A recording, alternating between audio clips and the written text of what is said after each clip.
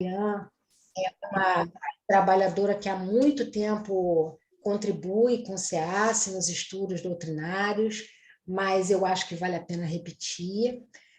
Agradecemos a sua presença, Narian Alves, que é uma trabalhadora do Lar de Maria Dolores, que ela hoje informou para a gente que fica ali na Marechal Rondon, no entorno do Engenho Novo, com um trabalho muito bonito de atendimento a crianças e famílias, né? Obrigada pela sua boa vontade, Narian. Obrigada por estar conosco aqui, dividindo o resultado dos seus estudos. Boa tarde, amigos.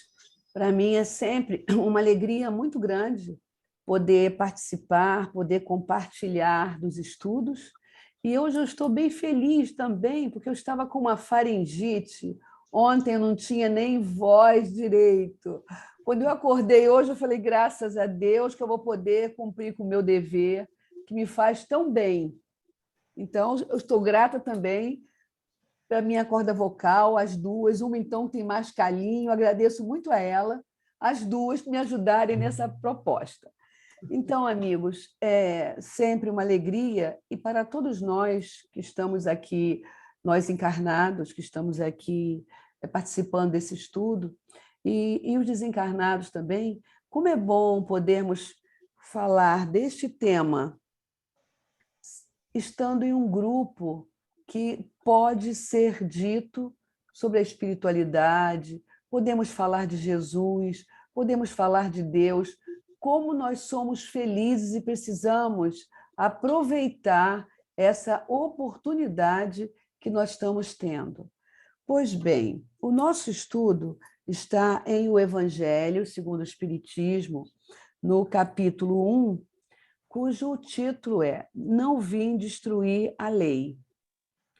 E o que nos cabe, essa conversa nossa, nos cabe falar sobre as 3 revelações, Moisés, Cristo e o Espiritismo, e finalizando a aliança da ciência com a religião. Eu trouxe para nosso início, ante essa realidade que nós estamos vivendo, eu tenho buscado falar para mim sempre acerca dos atributos de Deus. Eu tenho feito sempre isso comigo, tendo em vista essas delicadas atividades que vivemos e as atividades obrigatórias no campo do trabalho, no campo da família, que muitas das vezes nos traz tanta intranquilidade. Eu penso que nós estamos vivendo um momento de estarmos sempre pensando os atributos do Criador, que isso nos dá força, isso nos alimenta. Então, eu trouxe 2 atributos que eu estou aqui na Gênese, em A Gênese, no capítulo 2, é o 19 e o 20. Então, o 19 diz assim: Deus é, então, a suprema e soberana inteligência. É único, eterno, imutável, imaterial, onipotente, soberanamente justo e bom, infinito em todas as suas perfeições, e não pode ser diferente disso. E a providência é a solicitude de Deus para com todas as criaturas. Deus está em toda parte, tudo vê, a tudo preside, mesmo as mais pequenas coisas. É nisso que consiste a ação providencial. Então, por que eu trouxe esses 2 atributos, dentre todos os outros que nós já conhecemos, pelo menos intelectualmente nós conhecemos, acerca de Deus? Porque nós estamos falando do Evangelho. O Evangelho, segundo o Espiritismo, é a comprovação da providência de Deus em nosso favor.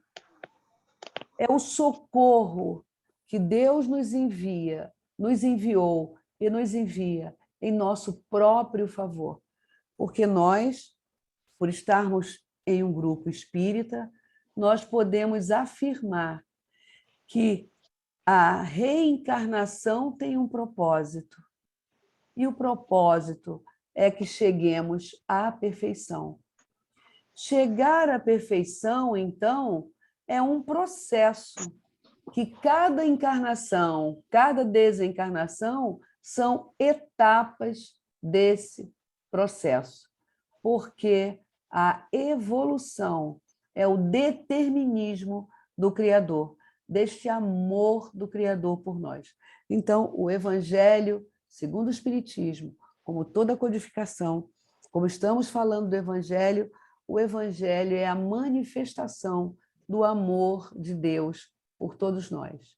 E como em tudo que há uma caminhada encerra em processos, etapa a etapa, a evolução se dá de pouco a pouco. O que é que nós já sabemos? Fomos criados simples e ignorantes. Simples quanto à forma, ignorante quanto ao conhecimento. O que é que nós podemos concluir? Que chegamos hoje até aqui porque já tivemos incontáveis experiências evolutivas. Isso é importante para nós pensarmos dessa forma. É importante em dois aspectos. É importante porque temos a certeza que independe do nosso querer a evolução. Em nome de Deus, nós podemos dizer que é amor, é paciência. Então, nós podemos nos embolar em muitas experiências. Sempre haverá a oportunidade de restaurar, reescrever, reparar e continuar. Nunca castigo, sempre oportunidade de restaurar.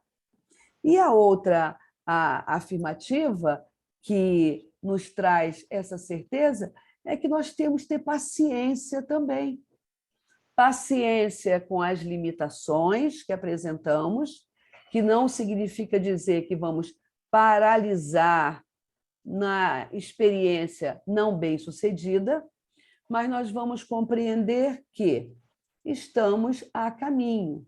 Já somos hoje muito melhores do que nós éramos ontem. E amanhã seremos muito melhores.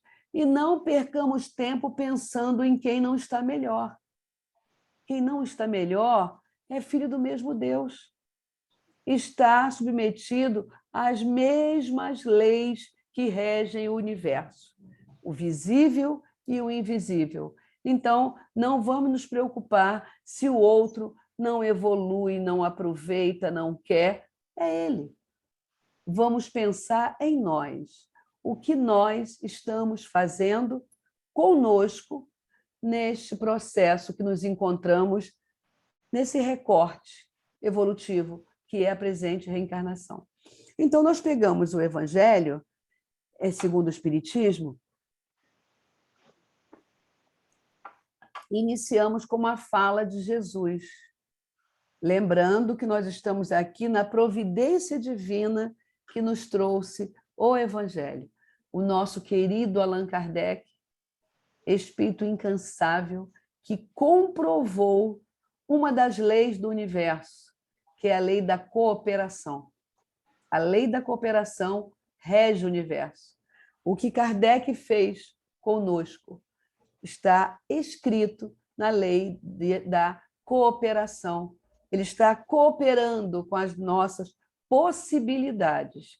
Então, nós temos aqui: não penseis que eu tenha vindo destruir a lei ou os profetas. Eu não vim destruí-los, mas cumpri-los. Porquanto eu vos digo em verdade que o céu e a terra não passarão sem que se cumpra perfeitamente tudo que está na lei, até o último iota, último ponto. Esse destaque é de Mateus, no capítulo 5, no versículo 17 e 18. Aí, Kardec nos traz um recorte de Moisés. Então, nos diz o seguinte: há duas partes distintas na lei mosaica: a lei de Deus promulgada sobre o Monte Sinai, e a lei civil ou disciplinar estabelecida por Moisés. Uma é invariável, a outra, apropriada aos costumes e ao caráter do povo, modifica-se com o passar do tempo. Então, este é o destaque que ele nos traz dessa parte de Moisés. Aí vai para o outro item e fala de Cristo, que destaca assim: Jesus não veio destruir a lei, isto é, a lei de Deus. Ele veio cumpri-la, ou seja, devolvê-la, desenvolvê-la, dar-lhe o seu verdadeiro sentido e apropriá-la ao grau de adiantamento dos homens. Eis porque se encontra nessa lei o princípio dos povos, do amor, da misericórdia, da compreensão. É isso que nós vamos perceber em Jesus. E aí nós encontramos ainda, Jesus veio nos ensinar que a verdadeira vida não está na terra, mas no reino dos céus. Veio ensinar-lhes o caminho que os conduz a esse reino, os meios de se reconciliarem com Deus e de preveni-los quanto à marcha das coisas que devem acontecer para a realização dos destinos humanos. Olha o quanto nós temos de ensinamento nesta afirmativa. Jesus não veio descumprir a lei. Vimos lá, iniciando Moisés, a afirmação de que a lei é imutável, possibilidade de mudar é a lei dos homens. São as leis que regulam as nossas relações, que de tempo em tempo essas leis são alteradas, porque as leis humanas, uma das fontes da lei humana é o costume. Então, o que nós temos hoje regulamentado e regulado, capitulado nos códigos, são aquelas manifestações nossas humanas que nós vamos buscando regular para que nós possamos ter a vida em sociedade, convivendo. Então, nós precisamos de norma reguladora de conduta, que nem sempre conseguimos cumpri-las, porque, muitas das vezes, essa norma reguladora de conduta, que é para todos, deixa de atender, por exemplo, a minha necessidade pessoal. Mas, enquanto ela estiver servindo para todos, ela vai continuar como um artigo em um dos códigos, uma espécie normativa em algumas dos códigos, das leis, em algumas relações, sendo obrigatórias. Muito que bem. E aí, Jesus vem e afirma, olha só, as leis que regulam a realidade social, essa eu não vou me preocupar. E nós temos um grande exemplo disso, quando Jesus encontra a mulher que estava sendo surpreendida em adultério e estava sendo apedrejada. Ele não diz para os doutores da lei, ele não diz para os sacerdotes que a lei estava errada. Ele não diz isso.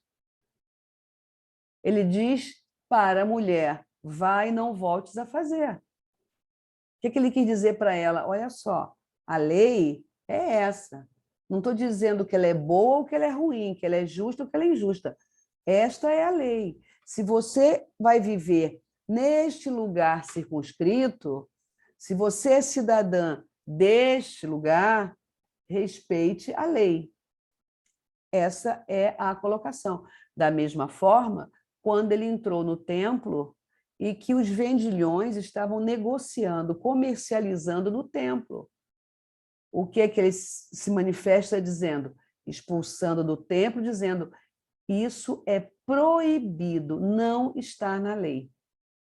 Quando perguntaram a Jesus em relação à moeda, que ele pergunta, devolve a pergunta, esse método maiêutico que Sócrates nos trouxe, aclareando o nosso entendimento, quando pergunta a Jesus de quem seria aquela moeda, e ele pede para virar, e ele vê a esfinge de César, o que ele diz? Dai a César o que é de César, e a Deus o que é de Deus. Então, nós vemos que Jesus, todo o tempo, Jesus foi cumpridor das leis humanas. E para todo sempre, o nosso querido modelo e guia, nosso mestre, é cumpridor da lei divina. Então, Jesus é a personificação do amor na nossa vida. Estejamos nós reencarnados, estejamos nós desencarnados, aquele ser ainda que está no seu início evolutivo, logo nós podemos dizer que Jesus é a manifestação viva do amor no nosso planeta Terra. Foi personificado, não acontece com Deus, porque Deus é inteligência, é causa primária, mas Jesus, para nós, teve uma representatividade, uma representação biológica, que, de acordo com o interesse de cada um, nós vamos colocar o cabelo, o nariz, a boca, o corpo, como bem aprouver a quem precisar da exteriorização física para sentir Jesus, que é o que menos importa para nós. O que importa é sentir Jesus na sua essência. Esta é a proposta da doutrina espírita, nos trazendo toda essa gama de informações. Então, nós temos a afirmativa de que Jesus, efetivamente, veio ensinar aos homens que a verdadeira vida não está na Terra. Olha só, a verdadeira vida, porque somos espíritos. Mas veio a doutrina espírita, que é a manifestação da providência divina, desse atributo de Deus na nossa vida, é a presença viva de Jesus. Vem a doutrina espírita e encontramos aqui o Evangelho. O Espiritismo é a nova ciência que veio revelar aos homens, com provas irrecusáveis, a existência e a natureza do mundo espiritual e as suas relações com o mundo corporal. Ora, é ciência? Sim. Antes desta comprovação científica, os espíritos existiam? Sim. Nós somos espíritos. Vamos nos lembrar lá de Moisés proibindo a comunicação com os mortos. Ora, não se pode proibir o que não existe. Se Moisés proibiu, foi porque nós, sem nenhum conhecimento científico, estávamos fazendo daquela comunicação uma grande pedra de tropeço na nossa caminhada. Exatamente isso. Nós estávamos nos valendo da certeza de que nós podemos falar com os mortos, porque isso é certeza. Nós podemos conversar com os mortos, ou oralmente, ou certamente, sempre em pensamento. Então, nós estávamos não deixando a nossa realidade física fruir com o nosso próprio esforço, em sendo nós todos donos da nossa vontade, exercendo o livre-arbítrio. O que é que nós fazíamos? Ficávamos o tempo todo consultando algo para que o sacrifício fosse menor, o sofrimento fosse menor, para que a nossa satisfação, nosso prazer fosse atendido imediatamente.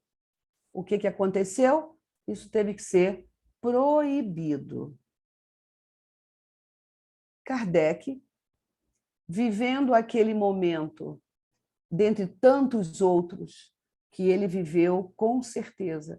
Aquele momento iluminativo em que ele percebe, em que todos que ali estavam, talvez até nós mesmos, em outras experiências reencarnatórias, já vivíamos essa realidade, estávamos fazendo de um fenômeno, porque não sabia o que era, um parque de diversões. Então, o que nós estávamos fazendo?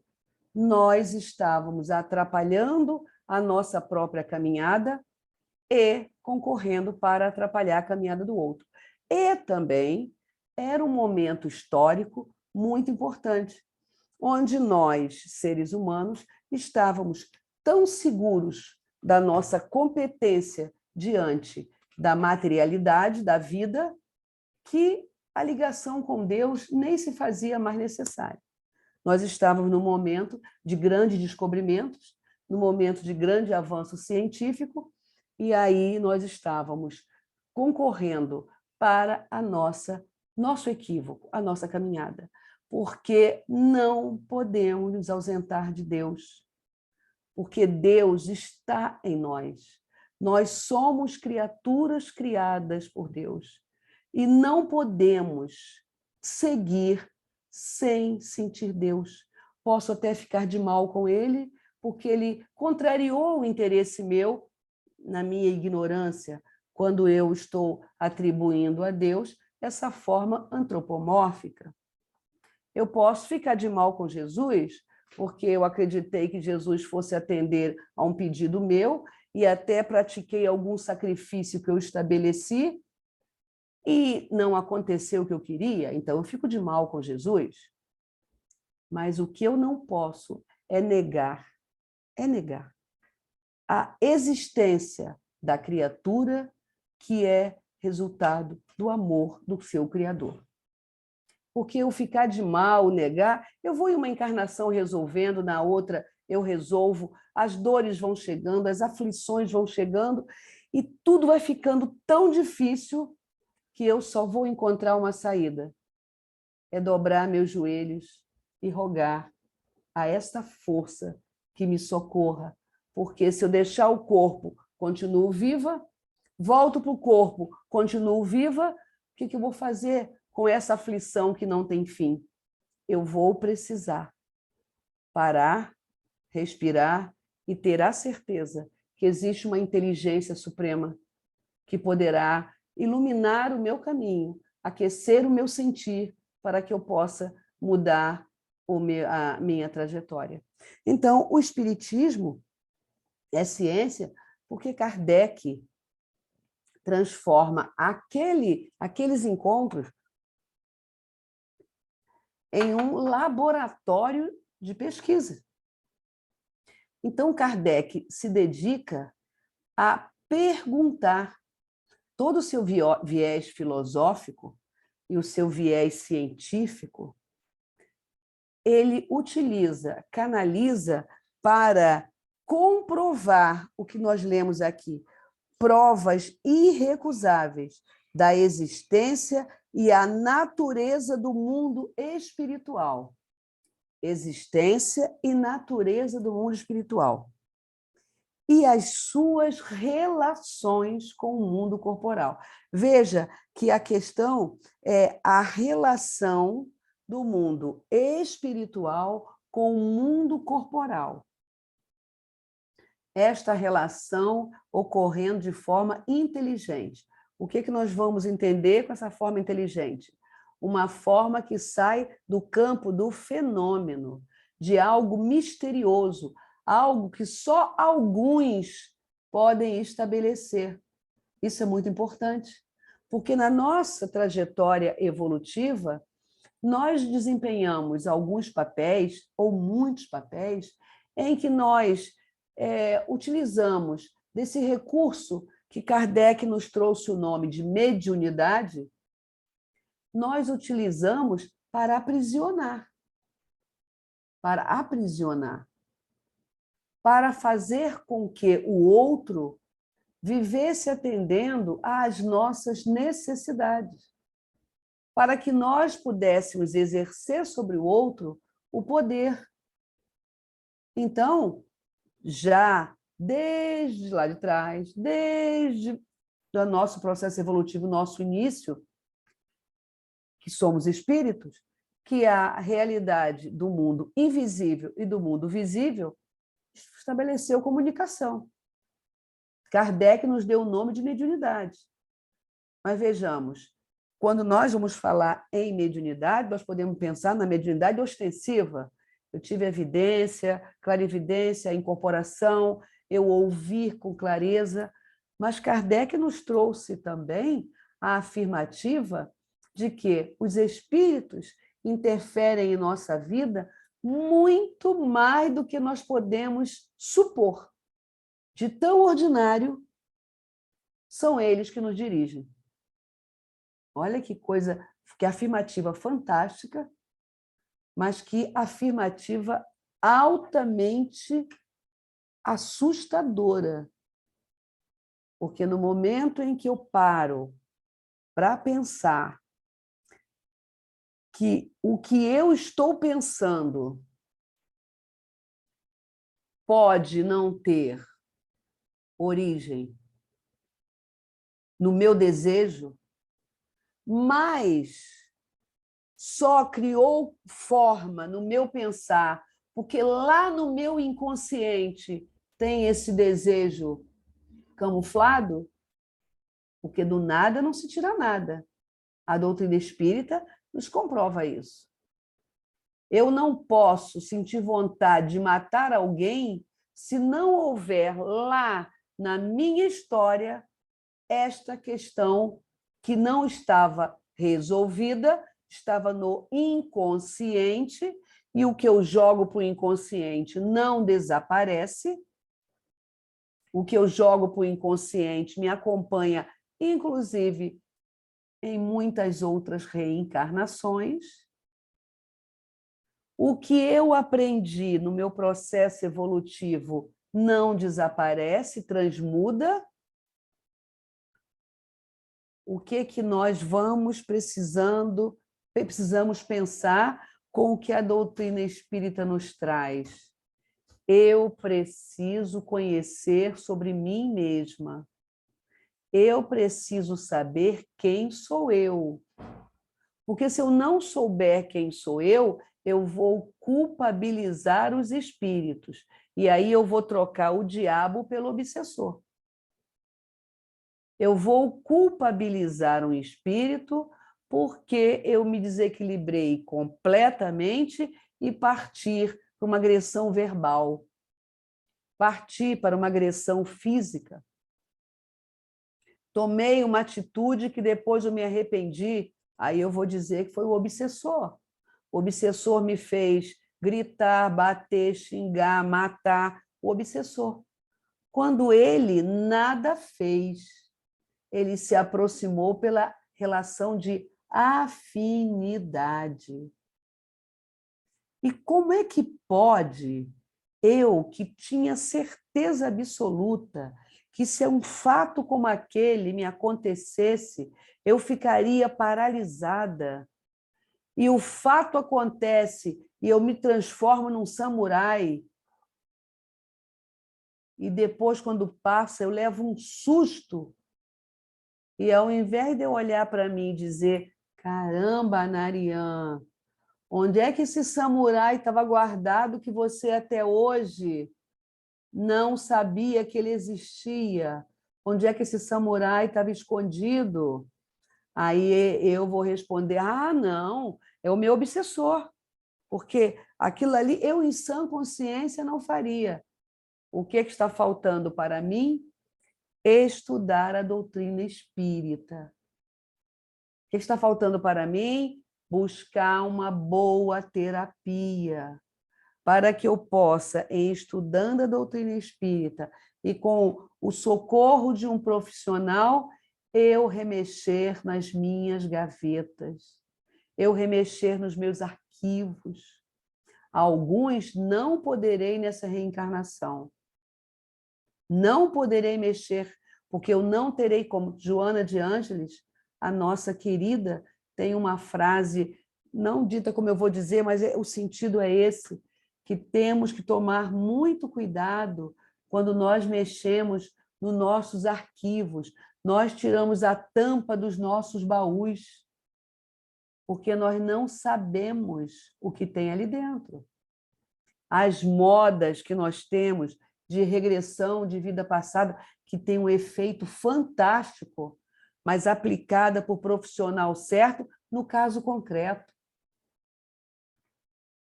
Quando nós vamos mexer em um passado sem que nós tenhamos o caso concreto e o apoio, o auxílio de um bom profissional, o que pode acontecer conosco?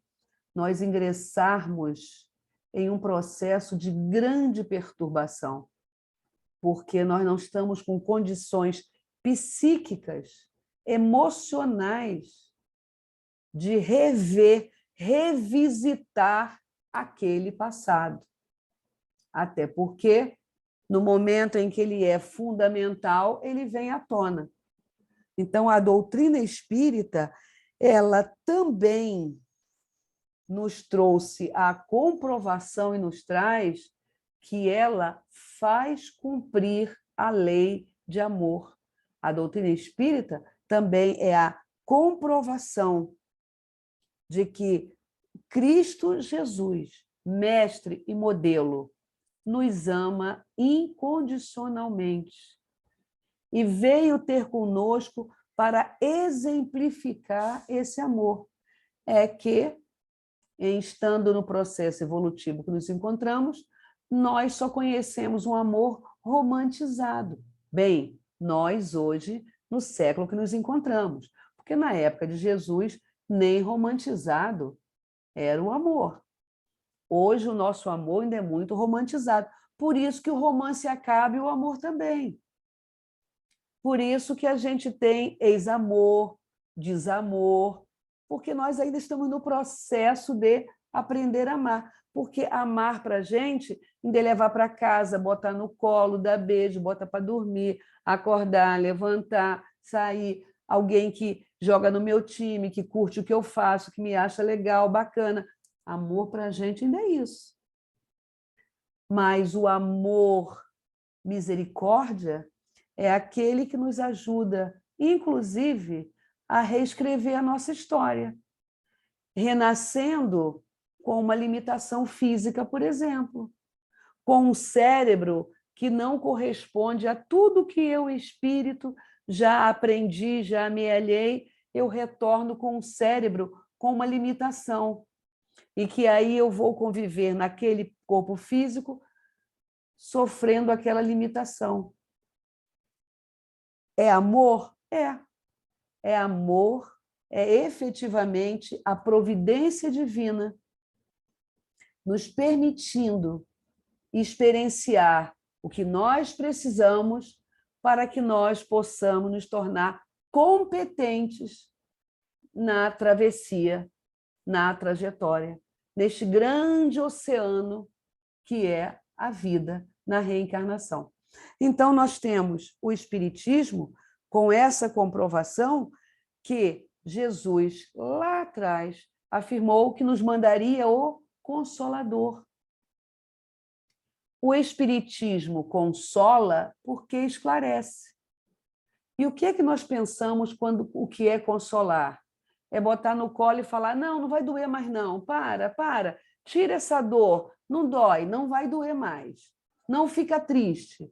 E nós estamos vivendo hoje esse momento delicado, perigoso, que é um otimismo tóxico.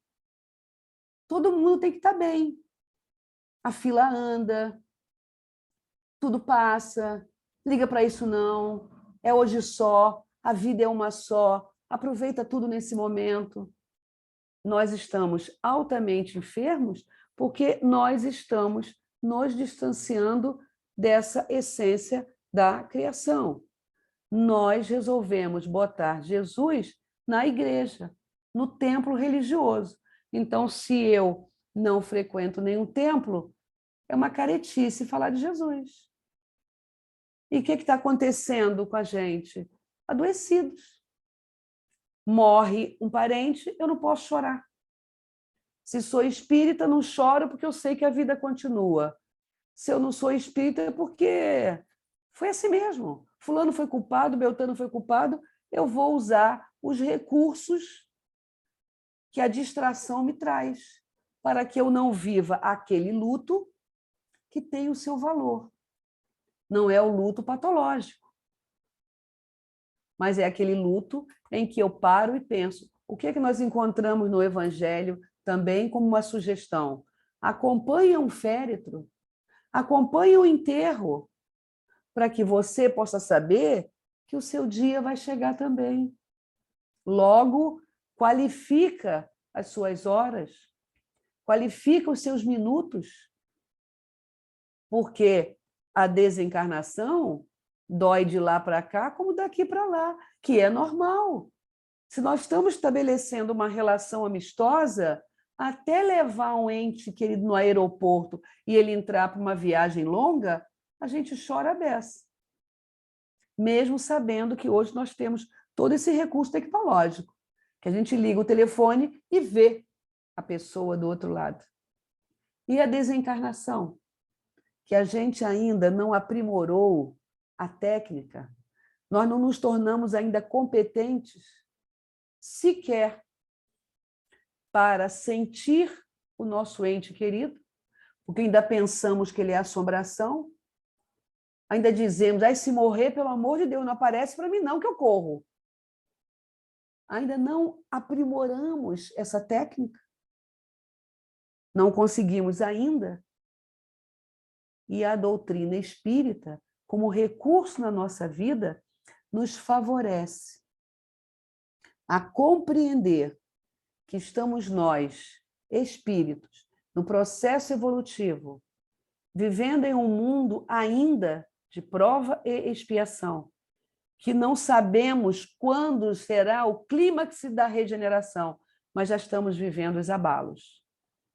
E, para caminhar, para finalizar, nós temos a aliança da ciência com a religião. Quando nós temos no item 8, a ciência e a religião são as duas alavancas da inteligência humana. Uma revela as leis do mundo material e a outra, as leis do mundo moral. No entanto, tendo essas leis o mesmo princípio que é Deus, elas não se podem contradizer. E aí, fui pedir socorro ao nosso querido Emmanuel, no livro Caminho, Verdade e Vida, que ele fala da ciência e amor. E ele pega em Paulo. A ciência incha, mas o amor edifica. E aí ele diz o seguinte, a ciência pode estar cheia de poder, mas só o amor beneficia.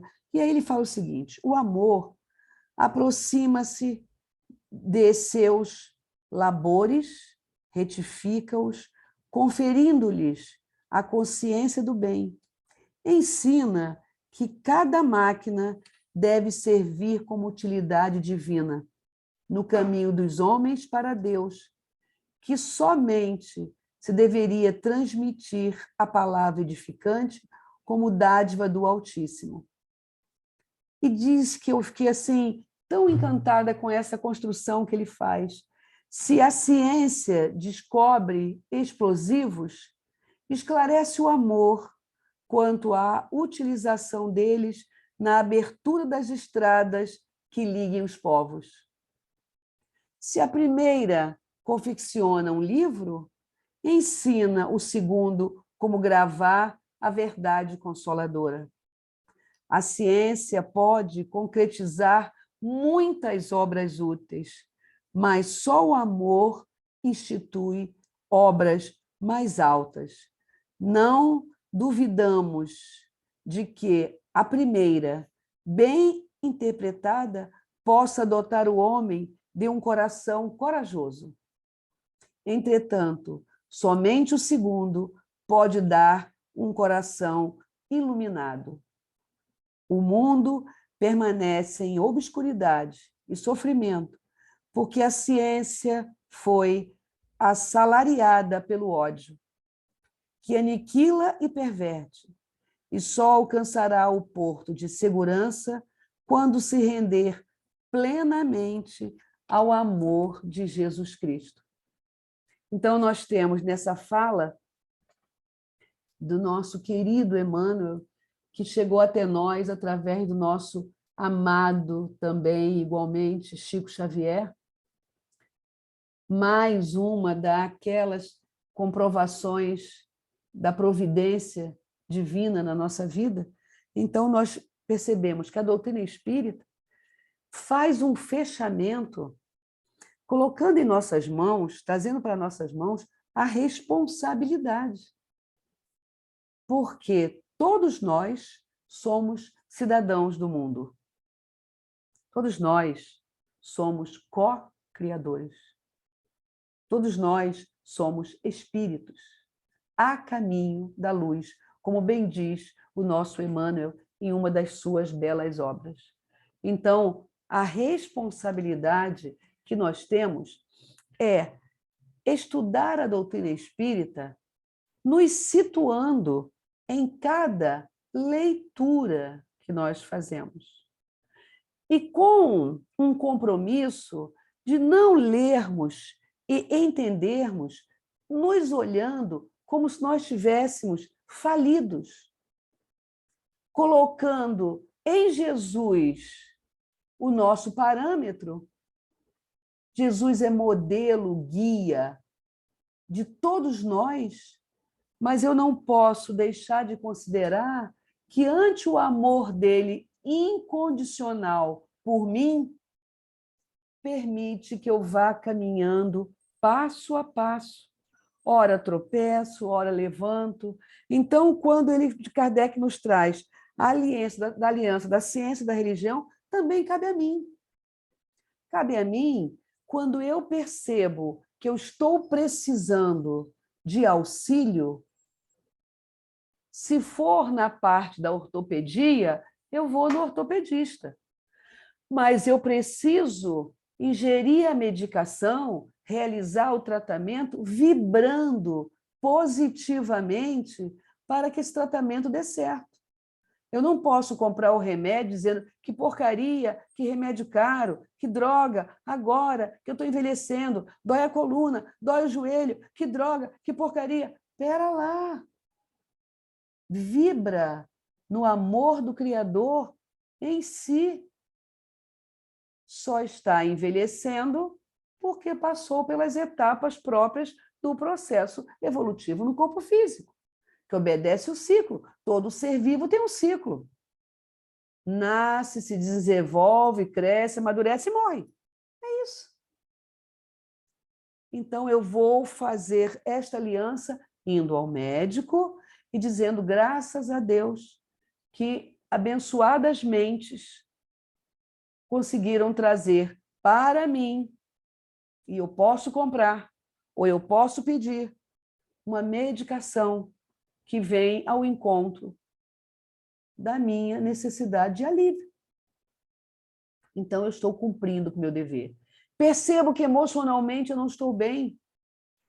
Leio o Evangelho, abro, fecho, mas espera aí, eu também tenho um psiquismo, eu também tenho um cérebro, eu também tenho um universo emocional.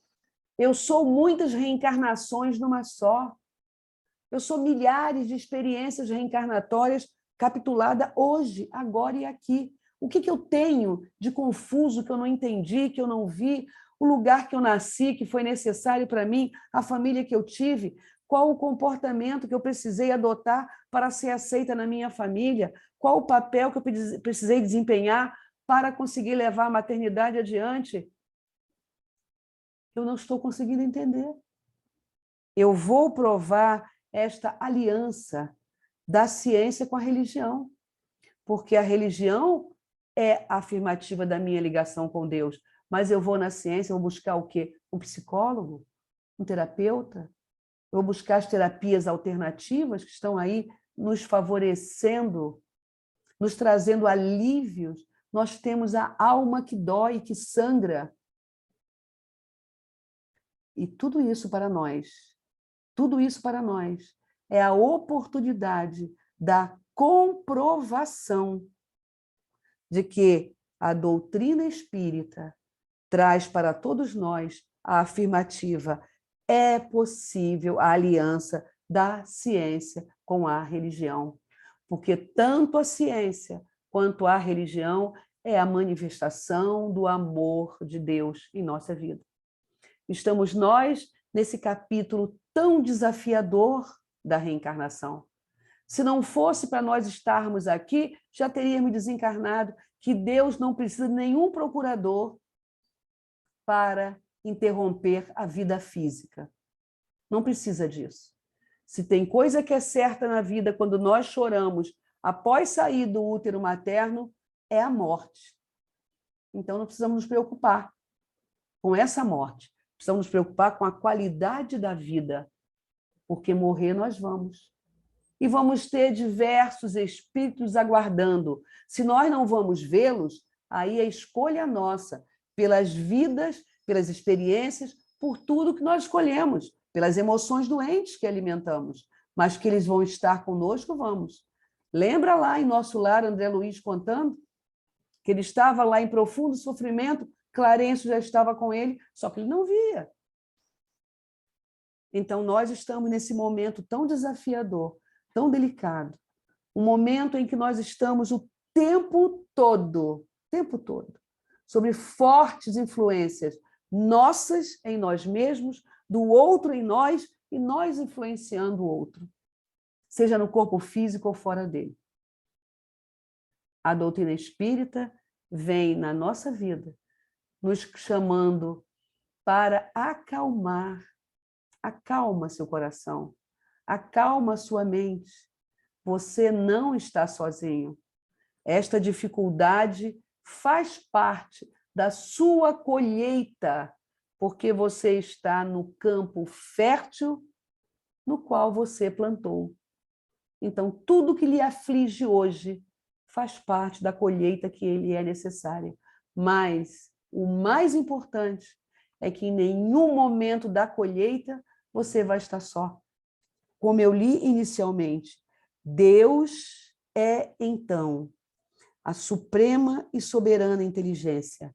É único, eterno, imutável, imaterial, onipotente, soberanamente justo e bom, infinito em todas as suas perfeições e não pode ser diferente disso.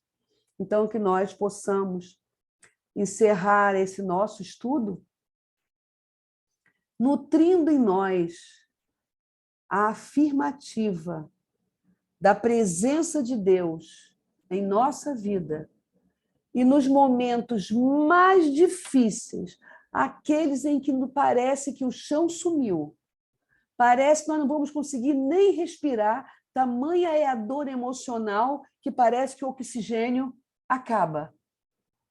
Vamos ter um segundo de calma e vamos ter certeza que é justamente neste momento que Jesus está nos colocando no colo. Então, que Deus nos abençoe, nos proteja, que tenhamos uma semana que está se iniciando de ânimo, coragem, fé, força. Precisamos vibrar na sintonia dos grandes espíritos, grandes almas que estão vibrando, socorrendo a nós neste planeta. Vamos colapsar a onda do amor que está, por certo, sendo banhado em nosso favor. Muito obrigada. Que Deus nos proteja e nos abençoe. Ana Ariane, nós é que agradecemos muito